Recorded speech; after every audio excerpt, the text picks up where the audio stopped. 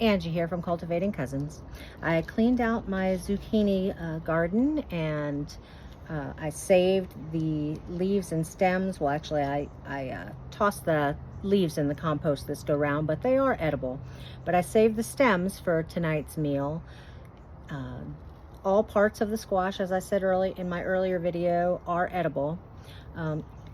You do have to check your squash. If it has little spikes on them, the same way you would get off your spikes on a cucumber, just wipe it down to make sure they're gone. Some of the varieties may also have little strings, and if they do, you just find them on the edges and just pull those off. They're quite easy to do. And then you're just going to cut your stems into little bite-sized pieces.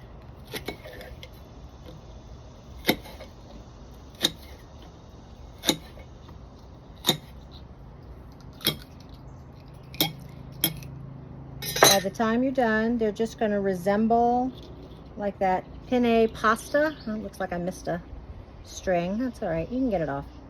I don't even know that it's necessary, but I take it off. But yeah, they just look like the penne pasta, and you can either use them as a pasta replacement,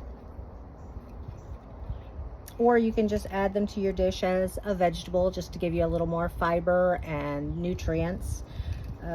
I don't know the nutrient content, and I don't know that it's out there, but I do definitely know that they are edible, and why waste perfectly good food that's in your garden? Perhaps I'll post another video later to show you what I ended up cooking for dinner with it tonight.